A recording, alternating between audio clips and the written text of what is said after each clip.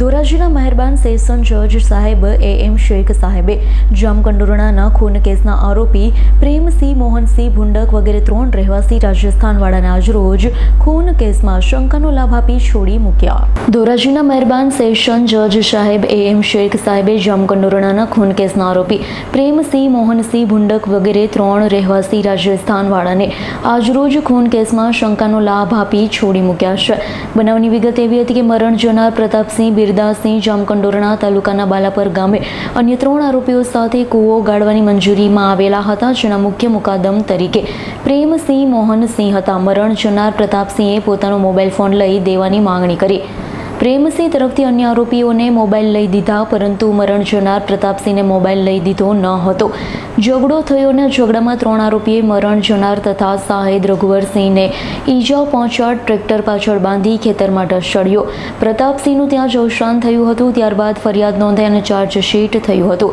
સરકાર પક્ષે additional public prosecutor KM Parekh તરફથી દલીલ કરવામાં આવી. આરોપી તરફ અલ્ટરનેટ ઇન્જરી તરીકે કૂવામાં પડી જવાથી થયેલી ઈજાની હકીકત જણાવી છે. કૂવામાંથી લાશ પણ બહાર લાવ્યો તેનો લેસ માત્ર પુરાવો નથી. PM રિપોર્ટ જોતા ઈજા પડી જવાથી થાય તે પ્રકારની નથી, ડિસ્કવરી પુરવાર થયેલી છે.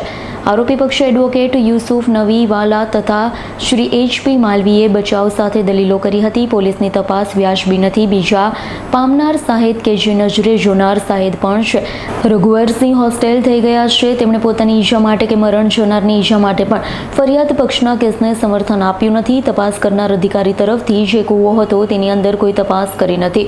ઓળખ યોગ્ય રીતે થઈ નથી. ફરિયાદીએ પોતાના કથનમાં એવું જણાવ્યું છે, અમને પોલીસે જણાવ્યું છે કે આ ખૂન આરોપીએ કરેલું છે અને અમે નજરે કશું જોયેલું નથી. આવા સંજોગોમાં આરોપીઓને નિર્દોષ છોડવા જોઈએ.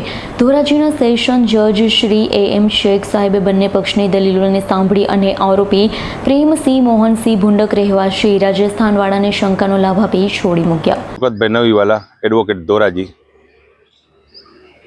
જાન્યુઆરી 2024 જામકંડોરણા તાલુકાના બાલાપર ગામની સીમમાં જામકંડોરણા પોલીસે 18/2024 થી IPC 302 વગેરે અંગેનો ગુના દાખલ કરેલ.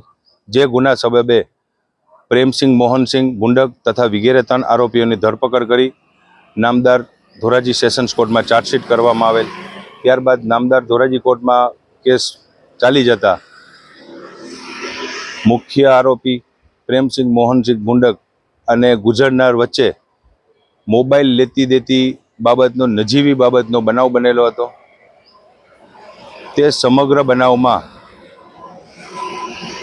શાહિદ રઘુવીર ઉર્ફે રઘુ નજરે જોનાર શાહિદ હતો. જે શાહિદ હોસ્ટેલ જાહેર થયેલ છે. સમગ્ર કેસમાં કોઈ નજરે જોનાર શાહિદ ન હતા, જેથી ફરિયાદ પક્ષ કેસ સમર્થન કરવામાં નિષ્ફળ ગયેલ. જેથી નામદાર સેશન્સ કોર્ટે ધોરાજી અદાલતે AM શેખ સાહેબે આજરોજ આરોપીઓને નિર્દોષ જાહેર કરેલ છે. નિર્દોષ જાહેર કરવાનું કારણ શું? નિર્દોષ જાહેર કરવા માટે એક પણ પુરાવો કોઈ પણ શાહિદ નામદાર કોર્ટમાં જુબાનીમાં સમર્થન આપેલ નથી કે આરોપીને નજરે બનાવ જોયેલ હોય તેવું કોઈ સમર્થન આપેલ નથી. Bureau report S9 news Dhoraji. અમારી તમામ માહિતીથી અપડેટ રહેવા માટે જોડાયેલા રહો S9 ન્યૂઝ સાથે.